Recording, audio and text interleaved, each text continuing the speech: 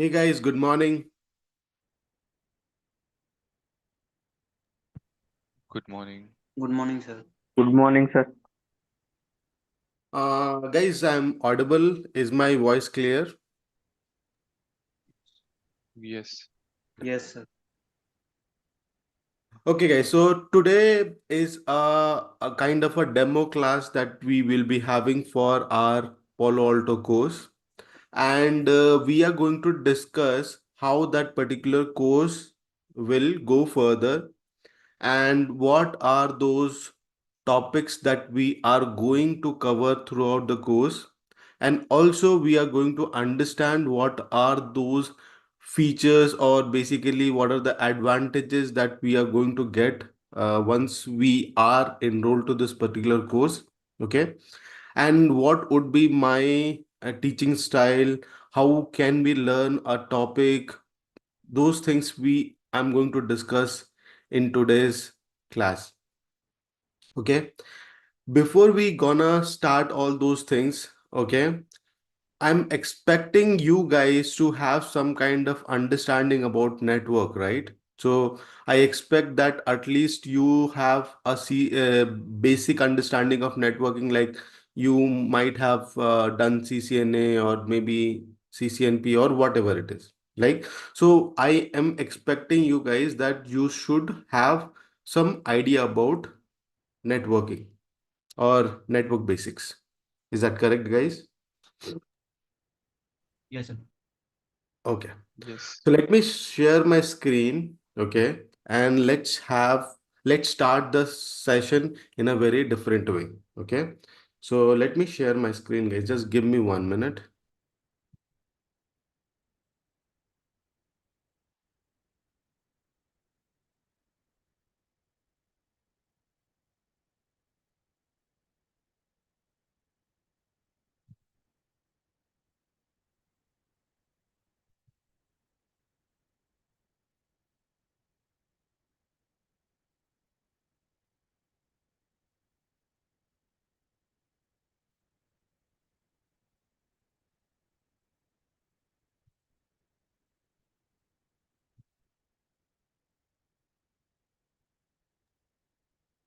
I hope that you guys can see my screen now. Yes. Yeah. So let's try to understand, or maybe let's try asking some question to you guys. Okay. Now, you guys have learned that router works at layer 3, switches works at layer 2. Now, just wanted to understand from you guys, like, why we basically say that. Like, we say router works at layer 3, right? Switches works at layer 2. What does that mean for you guys? Just wanted to understand from you. It's basically OSI layer. Mm-hmm. OSI layer. Mm-hmm. Router is a network layer, so that's why it's work on layer three, and so it's Mm-hmm. working on layer two, data link layer. Okay. Yeah. It works on layer 3. That is the reason it is considered to be a layer 3 device, Layer three. right? Okay. And switches works on layer 2 because basically they understand about the MAC address. That is the reason we say that. So router can understand the information till layer 3. That is the reason we'll say at. So basically, let's say for an example, I have this OSI model with me. Okay, and I have multiple layers. Actually, the implementation of OSI model, it is not that OSI, it is basically TCP/IP. Everyone knows that. Agree? So basically, what happens is if a router, we say router works at layer 3 for an example. Okay. Now layer 3 is having lot of parameters, right? We have source IP address, destination IP address, and there are other parameters which is there, which I'm talking about is a major one. So a router basically sees that information and process that information and then forwards the traffic accordingly. What about the upper layers? Layer 4, layer 5, layer 6, layer 7, where exactly they are? How we are going to see those traffic? There are so many parameters, right? And nowadays the users are basically shifting. Nowadays, like when you open your mobile, you access the URL, you access the application. How exactly, like which device that understands about that? Like we have studied till CCNA, or we understood about IP subnetting, we understood about MAC address, spanning tree protocol. I totally agree to that particular point. But what happened to the upper layer? How we are going to understand, and how we are going to basically, what exactly happened at the upper layer, how do we understand about it? Do you have any idea how exactly that works? Or maybe the quite a very famous, or I can say very popular layers, which is basically a transport layer. So how you guys understand, like how exactly that transport layer works? Do you have any idea? It works on basically TCP and UDP protocol. TCP and And UDP, UDP. right? Okay, there are no other protocols in layer 4, or it is not useful in real world scenario? What do you think? No, sir, it is very useful in real world scenario. Okay, so let's say for an example, when we are sending, okay, so let's say I have a parcel, I went to post office, okay, and I want to courier that particular parcel to my friend house, which stay in different state, for an example, within the country, different state. Okay, so I took this parcel, I went to post office, and I told him that I want to deliver. Now, if you know, like there are few services in post office, like there are different companies available, but there are different method of sending that particular courier to my friend house. Now, some of the courier will give me an acknowledgement that this particular parcel is at this place. He'll be basically giving me information. And some of that, if you go to some post which basically does not give you any information about it. So basically the transport layer is that what kind of service that you want to enable, whether you want to get an acknowledgement or whether you don't want to do it. Okay, so now for acknowledgement purpose or without acknowledgement, like the TCP means to be a traffic which is going towards the destination, and he'll be sending, the destination will be sending me saying that I have received your traffic. Okay, but in case of UDP, it does not do it. Agree? Now, in Yes, this sir. case, what happens is, now what kind of service that I want to enable. Now, that application or the traffic which you are sending from source to destination, how it reacts, you get to know about it. Agree? So in this case, we need to understand how exactly the TCP or transport layer exactly works. What is the role in delivering the traffic from source to destination, right? Now, if you go a little upper, okay, if I talk about in TCP/IP model, it is called as application layer, right? This is app layer, we'll call it as. Now, app involves your presentation Presentation. layer, okay, Yeah. session layer, presentation layer, and your application layer, which is involved in TCP/IP mode. Now, it basically, what is the courier that you're sending? What exactly that you're sending in this courier? What kind of things which is there inside this courier? We need to scan, we need to know about it. Then only, because The thing is, in terms of courier, which is fine for us. But in terms of traffic which is coming to our network from internet, so let's say this is internet, and if the traffic is coming towards our organization, we have to know what kind of application this is.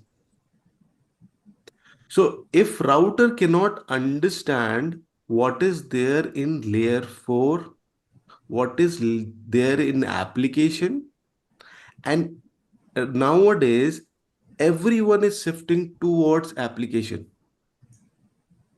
like majorly. If you go to anything, mostly everyone is moving towards application. Now application, if your firewall, if your router does not understand, how can he protect you the traffic, or how can he basically check the parameters of upper layer and give you a right access? It's not possible, right? So whatever that you have understood, that you have built a foundation for your understanding, right? You, whatever that I'm right now I'm telling you, you can understand and you can basically visualize how a basically a device is working in this, right? So basically, if you have a router, he can understand your MAC address, okay? He can understand your IP address, okay? He can understand little bit about TCP or something like that if you basically force him, but it has a lot of limitation.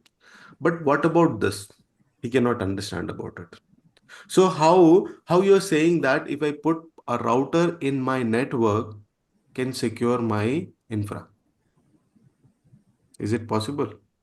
No, right? So for that, we have to place a device which can understand all the layer information. And accordingly, he should be acting as that. Okay. Now let's say for an example, I'll try to uh, give you one more example here. Okay. So let's say this is one user. He has this particular PC. Okay. Now let's say I have a IP address which is assigned to this particular user, okay, which is let's say 10.1.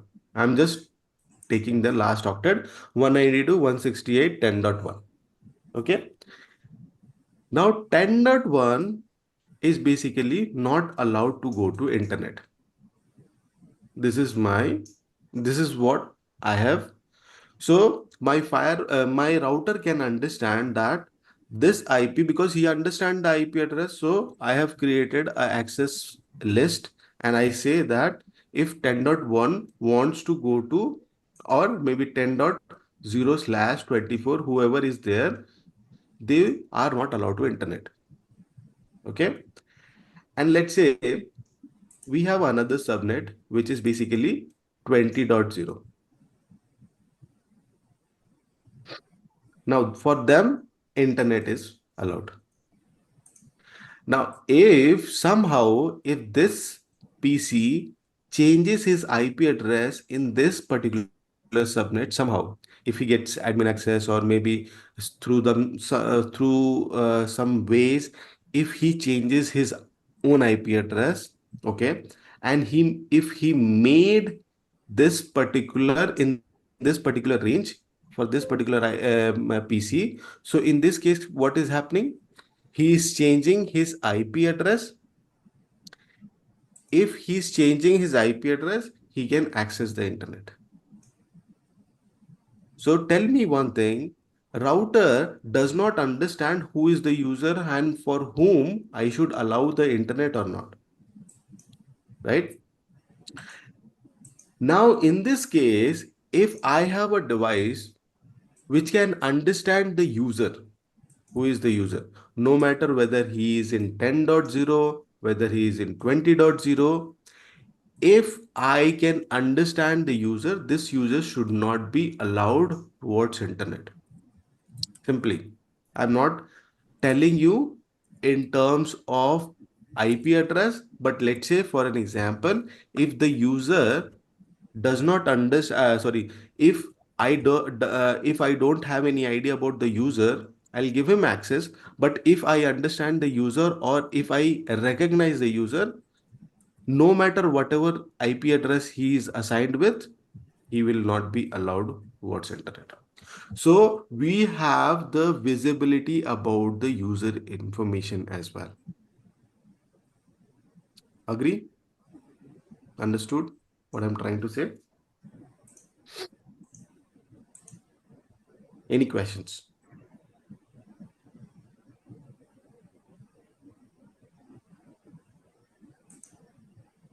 Okay. Now let's have another question with you guys. Okay. So let's say you have one router here,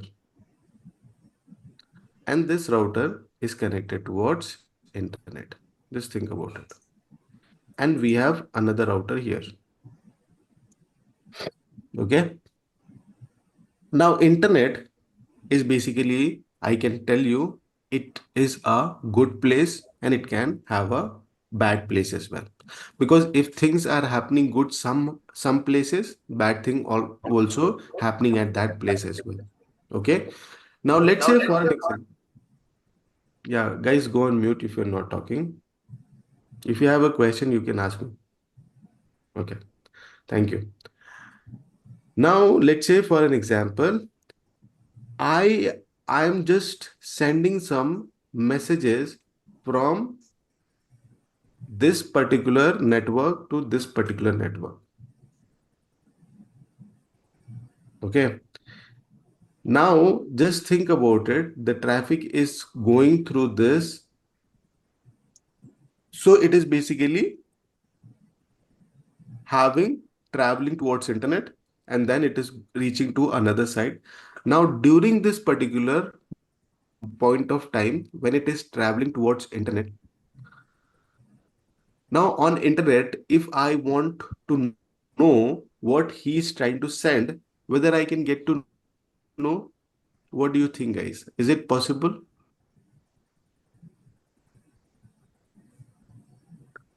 What a user is sending towards a server or maybe another site or maybe something else. If I want to get to know, can I know about that information? Is it possible? Yes or no? No, sir. No. You think it is not possible?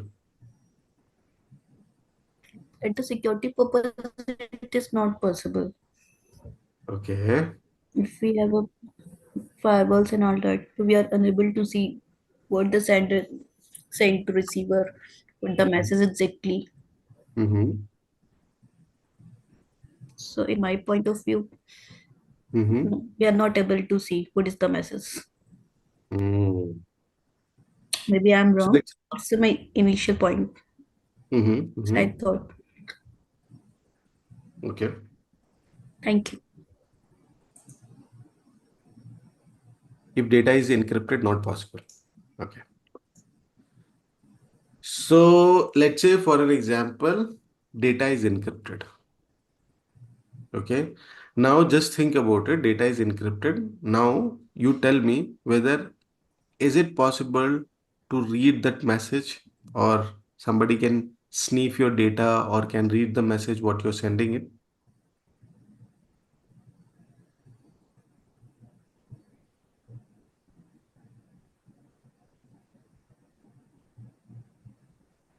Or just think about it. Very simple. Just think about it. I have, I'm downloading some data from internet. Simply. There is no nothing. Just think about it in very simple way. I'm downloading a file from internet. Simply. I went to a genuine website or maybe some other, whatever you think about it. I went to a website. I've downloaded some PDF file or some files. Okay. To my PC. Okay. I have very simple broadband connection and I've downloaded that particular information, particular file to my PC, and I'm running that particular file. Is it safe to do it?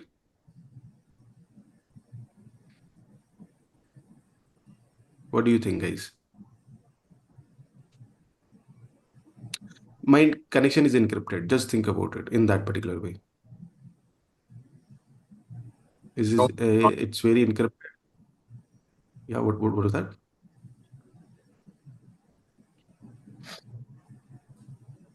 I'm not talking about the previous question. It is basically a very simple scenario wherein I am sitting at home. I'm downloading some I'm downloading some file, PDF file or exe file or any file that you can think about in your mind. I'm just downloading the file. Is it safe to download the file? No, sir. No, sir. It's not safe. You It's said not. it's not safe. Now you're sitting in your organization and you're doing the same thing, not your personal PC. It's a corporate environment, corporate PC, and you're downloading something. So first, we are not allowed to download anything publicly in our corporate sector in our organization. Okay. Now just think about it. Yeah, there is some requirement. I have to download that particular file to do my job or product for my productivity. I just wanted to download and I wanted to see what is there inside that. Or there is some document which is very important for me, and I have to download that particular information from that particular website to do my job or responsibility over there.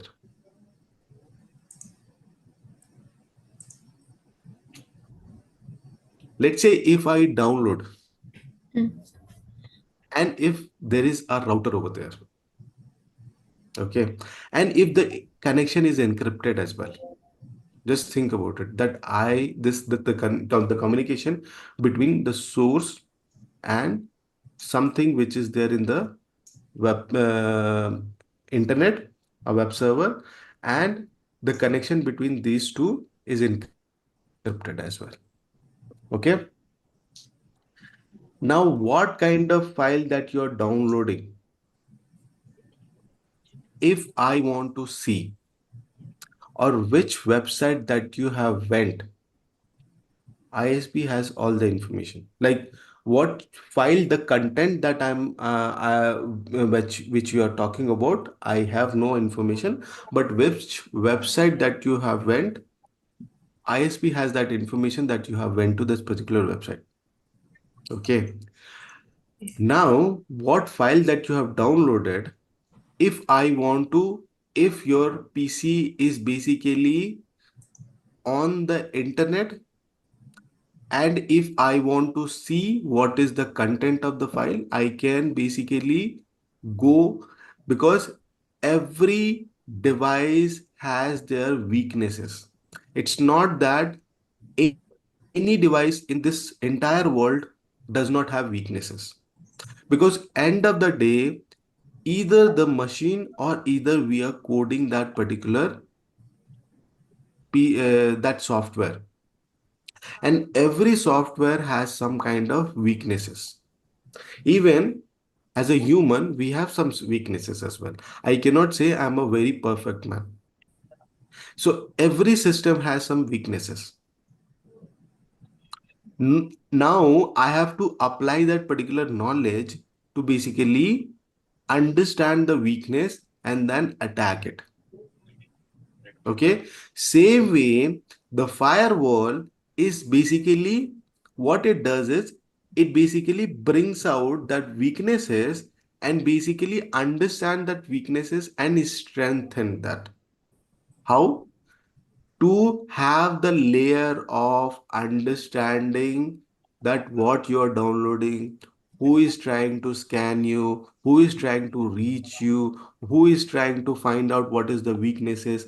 So basically, he will have the understanding about what kind of traffic is a weakness traffic for my network, and accordingly, he'll be acting it.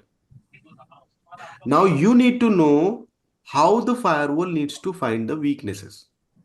That is the configuration and that is the understanding you should have. Okay. So if you become, or if you try to understand the as a firewall engineer, you have to basically think in that particular way, Okay, so right? So basically just think about it. When this particular, in any kind of very I guess sometime back, there was some attack which is related to ransomware. Now there were some weaknesses into the system. If your firewall can understand that particular weakness, that kind of traffic is basically traveling in your corporate environment.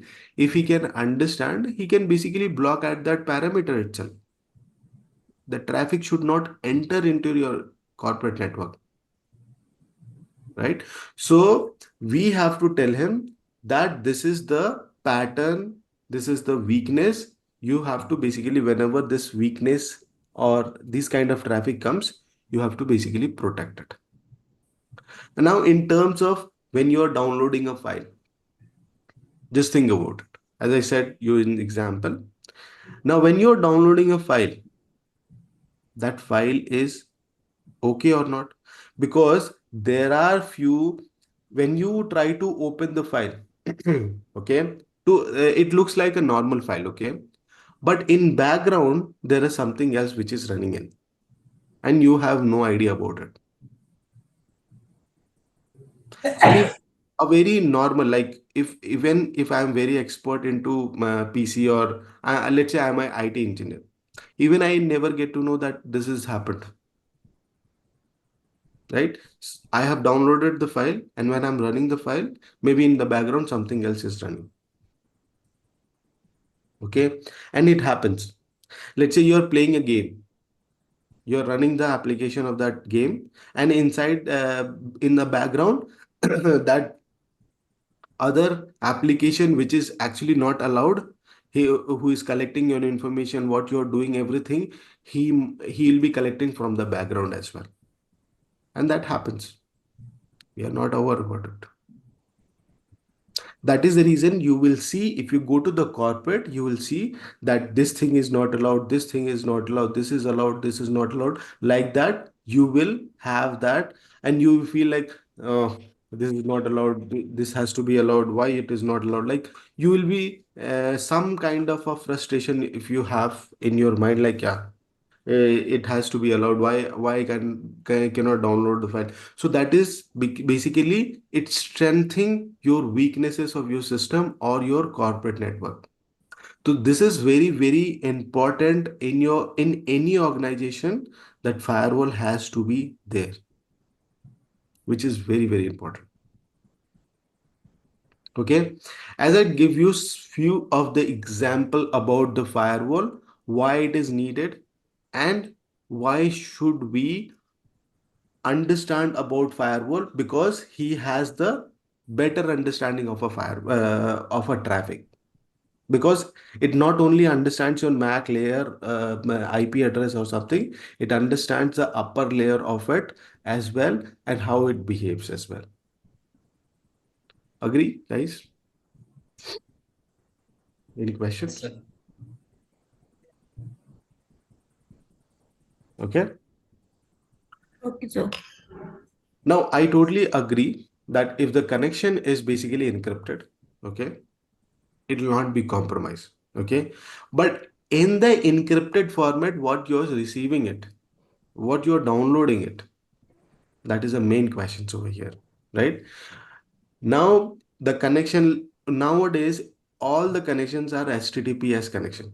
You know about HTTPS? Yes, sir. yes, Most, sir. why it is HTTPS? Because the Secure. connection is basically from your Secure. system to the server, it is end to end encrypted. But when you're talking to this particular server, and when you are basically downloading some information, whether this server is basically good or not, that he's providing you correct file or not, you are not sure about it. I totally agree. If you go to popular websites like Google or Yahoo, or that is popular website, I totally agree to that point. But a website which is actually you're not known, because in this entire world we have 1 billion websites, close to. I have no idea which website is good or which website is basically owned by any hackers or bad people. So in that case, it is still encrypted, but while downloading, the thing which can come, you have no idea about it. Okay. So let's try to understand what is there in Palo Alto Firewall. Okay. Now, before we understand this, let's have a look what are the certification opportunity or certification path that we are having into Palo Alto Firewall. So let's go. Let's go here. Okay. Let's search for one of that. Palo Alto said. Okay. So you can go to this particular website. I can provide you to the chat.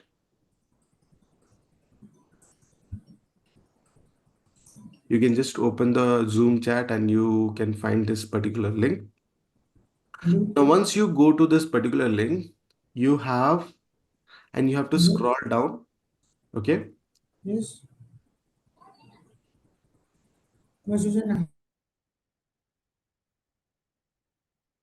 Guys, if you're not talking, please go on mute. Okay. Now you have the platform here. You can see this. So you have network security, you have security operation, you have cloud security. Okay. Now this particular course focuses on network security because this is the base that we are going to start with. Okay. And you have multiple level of certifications over here. Okay. So you have cyber security, like it's basically a basic understanding of the network security. Okay. Then you have professional security. We have analyst, next gen, SD-WAN, security, and then we have network security architect. Nowadays, if you think or if you see any company, they have the network in cloud and they have a network in on-prem as well.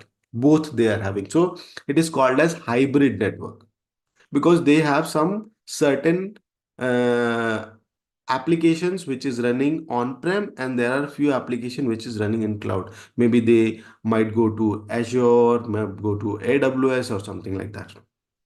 Okay, so when you want to implement a firewall, you should think where I have to implement, whether I'm going to implement a VM, whether I'm going to implement a physical firewall. Okay, the advantage that you are going to get in Palo Alto is like the way you implement a VM or a virtual firewall, it is the same for physical firewall. You have to understand little here and there. That's all. It's not very entirely or lot of changes are there. No. For configuration wise, it is entirely same. Like how the way you create a policy, the way you enable IPsec tunnel, global protect or anything. It is exactly the same. There is no change in the configuration, the way you troubleshoot. Okay. It is the same one. There's no difference. Okay. So in this particular, and it's not that key you have to give this examination, then you have to give this examination, then like this. No, you can directly give any examination. You can go. Okay. Now, mostly the way we are going to cover, like before it was like before the certification, this is the new certification path that has been created by Palo Alto Networks. Before it was PCNSC or PCNSA. Okay. Now, the way or the topic that we are going to cover in this particular course, it basically targeted to certification. Okay. And whatever that we are going to implement, it basically you will be eligible for both, which is specialist one. Okay. And this is basically a lot of, because it involves your firewall. Okay. It involves your panorama and little bit of troubleshooting as well. So you will be complete firewall engineer. And if you want to go for certification, you can basically try to for these two certification, whatever it is. Okay. Now, if you see the content here, maybe you can just go and look at learn more, or if you go here, you will see the whatever the topic that you are going to see. And the one that which I am going to show you, it is very huge difference. Like there are multiple topics which is basically not there, and we are going to cover in that. Basically, our target is to have understanding of complete Palo Alto firewall, so that you go to basically a job wherein you can basically go at least understand the environment, understand the role of the Palo Alto, because not all the organization will use all the features. Some organization will use, let's say, IPsec VPN. Some organization will use user ID. Some, or in some of the organization, they will use all the features as well. So you should have an understanding about it, as well as you should know how I am going to do all of this. So this is our target. Okay. Yes, Ramik. Yeah, hi Vikas. So in this, would we also cover the troubleshooting part and the command line troubleshooting, so that also helps Okay. in. So when I talk about command line troubleshooting or something, I can tell you from the troubleshooting part, we are going to cover the packet captures. Okay. We are going to cover the debugs as well. It's not for specifically all the topics, it is for general troubleshooting. General So the troubleshooting, general flow let's of traffic. I'll take a scenario. I will try to do something in that particular scenario, and I'll say that it is not working. How can you find that out? Like that it is. Okay. Okay. Yeah. Yeah, I got you. I got you. Okay. Thank you. So let's try to understand what are the topics that we are going to cover in this particular course. Okay. So, first of all, we'll start with basics. Okay.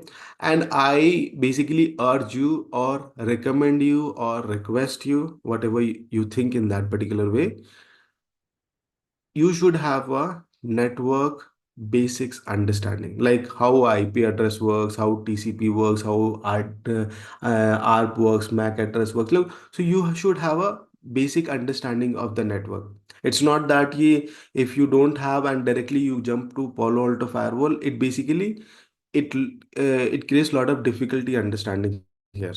Okay, so please, if you have completed your CCNA or any other course, like the basics course I'm talking about, if you have completed maybe 2 3 months before, try to go and revise it, because once we start the course, it takes 1 or 2 class to basically go into the lab and do all of this. Okay. So yeah, we are going to understand the basic Palo Alto firewall. Let's say you went to a company and they have given you a new fresh Palo Alto firewall. What is the initial configuration that you have to do? What are the basic understanding? How you should connect? What are the ports that is available? We are going to see those as well. Okay. Then after doing the initial configuration, next thing what you're going to configure the interfaces. That interface has to be in layer 2 mode, layer 3 mode, tap mode, tunnel mode, and there are multiple modes which is available, which we are going to talk about that, because that is the second thing that you're going to do, right? And then you are going to do some policy. This traffic has to be allowed, this traffic has not to be allowed. So we are going to do that. And the next is NAT. If you want to go to internet, if you want to go to your partner, if you want to go to any other places where basically NAT is required, you are going to understand the NAT as well. So it is basically a very proper way of doing it. Then once you start going to internet, then what application that you want to block, which application has to be allowed, because you are going to control the internet traffic. Agree? Okay, then you can basically implement the quality of service. Which application will use this much of traffic, which application you'll use this much of traffic. Like YouTube, I will say it can use till this much, or maybe 20% of the bandwidth or something like that. So you can implement quality of service to a specific application as well, which we are going to see that. Then there are other ways, or there are multiple security profiles out there. URL filtering. We'll talk about why URL is required if application is there. We'll see in the upcoming sessions. Okay. You can do advanced URL filtering as well. We'll see that. Okay. Then PKI, which is very important, like the certificate based communication, or how that SSL tunnel works, how the SSL handshake works. We are going to see that as well. And as I have talked about HTTPS connection, so HTTPS connection is happening from source to destination, right? So in that case, what is the rule, and how a Palo Alto can understand what is there inside HTTPS? How can he see those information? And how we should configure the firewall, we are going to see that as well. Okay. Then you have user ID. User ID, as I said, how can you recognize a user? That we are going to see as well. We can configure site to site VPN, because if our traffic is traveling towards internet, the traffic has to be encrypted from source to destination. Then only our traffic can go without any issue on internet as well. Because if I have a private network in Bangalore, and if I have private network in Delhi, and if I want to communicate with them through site to site possible site traffic, that is possible with in a encrypted manner. Okay. Now, configuring the global protect, because now a trend has started and every company is doing it. Like they have a hybrid kind of and some of the companies are having remote as well. So you are sitting at home and you are trying to you are doing your office. Okay. Or maybe you're going for 2-3 days office, and then rest of the day you are doing from your home. So in that case, remote users are increased a lot, and where you are having, and you have to provide the solution for remote VPN. So the very famous is Cisco AnyConnect. So in Palo Alto, you can do that, which is Global Protect. And there are other companies like for Fortinet, FortiClient, and there are other solutions are there. So it's basically a remote solution. Okay. And then you have a high availability things. So what is high availability things over here? So high availability is nothing but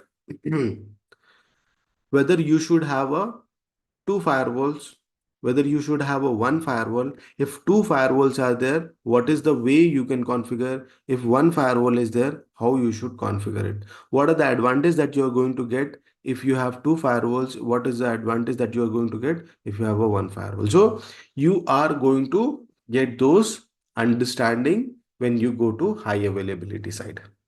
Okay. Then you have something called as how you should upgrade the firewall. Like if you are running 10.1.1, if you want to go to 11.1.1, how you should do it. Okay. Then which file that you are downloading, it has to be scanned. When you are sending in a file email attachment, that needs to be scanned. Wildfire takes all of that particularly. Okay. You can do routing as well. It's not that it's a firewall and you cannot do routing. You can do dynamic routing, static routing, all the routing protocol supports, like you have OSPF, REP, BGP, you can configure them. Okay. And then you have Panorama. What is Panorama? Panorama is nothing but it's a manager. So through Panorama, you can manage multiple firewalls. So if you have, let's say for an example, 10 firewalls, And in all the firewalls, you want to, let's say, configure syslog server. So you have to go to 10 firewalls and you have to update the 10 firewalls and you have to save the changes what you have done. So it is basically a very hectic task for you. And it's very small configuration and it takes a lot of time. So through the panorama, you configure it and you can push those configuration to 10 firewalls at the same time. So one change, it gets implemented to 10 firewalls. So through panorama, you can do everything what you can do from the firewall. Okay. So it's basically called as manager. Okay. And it basically manages your configuration. It can collect logs from the firewall. So at one screen, like you have, if you have a panorama, at one screen you can do configuration, you can do troubleshooting as well by seeing the logs as well. Okay, the initial troubleshooting that I'm talking about. So pretty much everything that you can do from the panorama, you don't need to log into the firewall basically. Okay. And I said there are a little bit of troubleshooting will be there. Like I will be doing the, I will be showing to you guys that in this particular scenario, you have to do this. In this particular scenario, you will be seeing these logs like this. So those things will be there for you guys. Okay. And related to all the topics. It's not specifically to any other topic. Yes, it is overall all the topics. Okay. Now, let's try to make it a very summary one. So let's say for an example, if I take any topic, how the classes will be. First of all, it will be a kind of a theory class. Okay. And then we will be going to lab one. So we have a lab. I'll show you the lab, guys. So first of all, we'll try to understand the topic, let's say NAT, for an example. So we'll try to understand what is NAT, how exactly it works, what are the modes of NAT, what are the way we can do NAT, okay? And all those will be covering in the lab, okay? And then if I have some experiences or I want to give you some kind of troubleshooting or some of the information which I'm going to ask you, basically it helps you to understand from practical or live scenarios as well. So I'll be giving you some information and I'll be asking you, okay, give me or tell me if this is the scenario, what you're going to do. Or I'll give you a live scenarios like this is where this kind of NAT will use. So it is basically understanding troubleshooting and including my experiences as well over there. Okay. So this kind of classes will be happening in this way. Okay. And the classes will be happening on Saturday and Sunday. Okay. Till from 10 to 1 p.m. Okay. And there will be a short break for you guys to basically, I'll be going by 11:30 or maybe 12. We'll have a short break and then we can start and we'll end by 1 o'clock. Or there may be a case wherein if the topics are basically getting finished, whatever that I have talked about, let's say for an example, in this week or next week, I'll tell you these are the topics that I'm going to cover. Okay. And if that topic covers before that particular time, or maybe it takes more than that, maybe it might go to 1:30 or something. So we'll be there. That dynamic fluctuation of that time will be there. It depends on how fast that you understand or how fast the things will be happening or how slow it is. Okay. We are not restricted to any kind of specific timelines or something like that. Okay. But yeah, we'll try to ensure that this course should be finished before or max 2.5 months. So if you're starting right now, just think about or calculate that particular time that it goes, because we are just taking on Saturday, Sundays, weekend. That is the reason the times are like this. Okay. And I'm just telling you, maybe if I go for a leave because New Year is coming, so if somebody is not available, I'm available or things like that. In that case, I'm just talking about in that particular sense. Okay. And apart from that, let's have a look on the lab, how exactly it is. And let me just go through that. And then we'll come back to you guys with what you called as with the questions if you have anything. So let's say for an example, if I wanted to show you a NAT, so this is the NAT that I have created a lab for it. And the IP addresses, I'll be explaining you if traffic is coming from outside, if they are trying to access the server, how it will be. So it is basically the real time scenarios. It is, don't think in that particular way that it is kind of a lab perspective.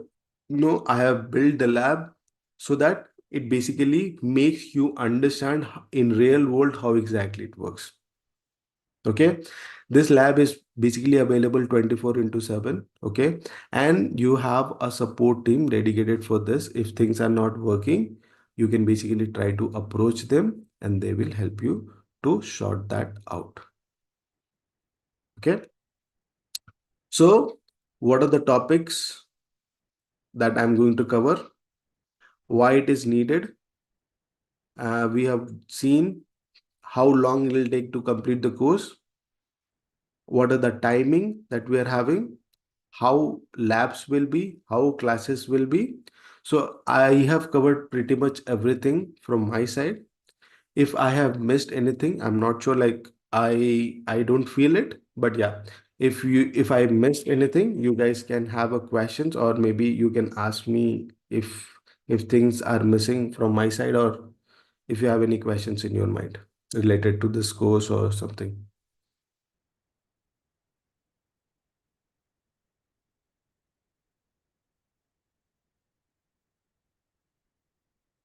Is Sir, everything? after completed that this course, can I do certification on both like PCNSA or PCNSC?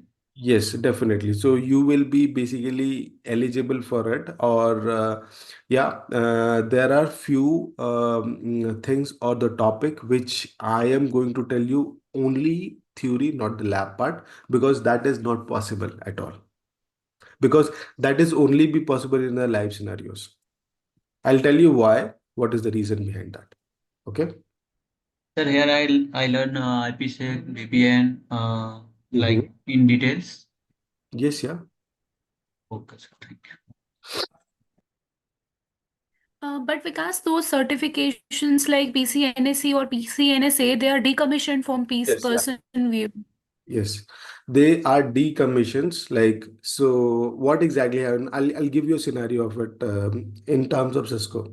In Cisco, what they have done, like before CCNA was there, and then CCNP, and then CCI. Then they have created a different for security, CCNA security, CCNP security, and then now they have lot of tracks, wireless, and so the topic has been divided into multiple courses, or the path that I'm talking about. Same way, Palo Alto has done the same way as PCNSA or PCNSC. The topic they were having, it is very good, and we feel like that. And if we cover that particular topic, I guess most of the things will be covered from that two certifications, and you can basically eligible for it. And what if some of the topics which I can tell you, which is basically not covered, it is basically only theory part, not the practical part. So you can give and you will be eligible, and you can basically give examination for both the certifications. In that case, I can talk. I can tell you. So they have reduced a lot of content out of that.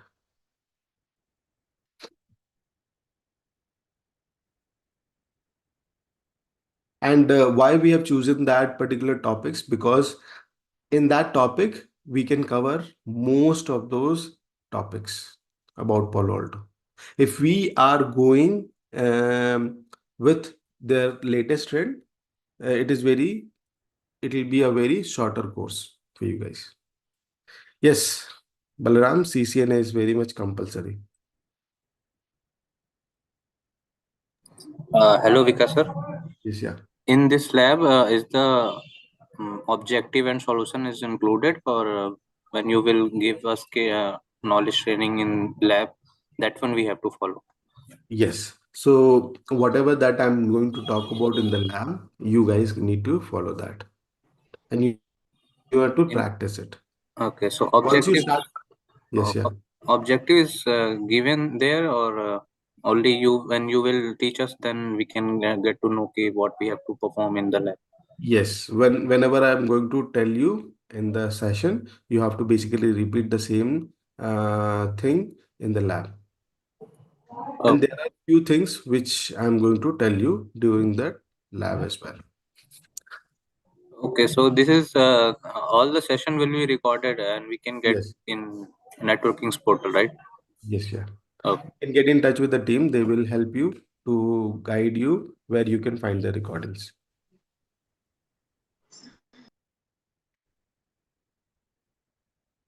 Okay.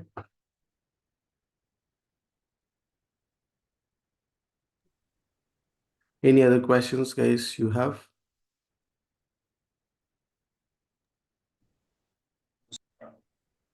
Okay, guys, thank you so much for joining. Have a nice day ahead, and we'll see you in the next class, guys. Thank you. Thank you, sir. Take care. Thank you. Bye bye. Thank you, sir. Thank you. Thank you.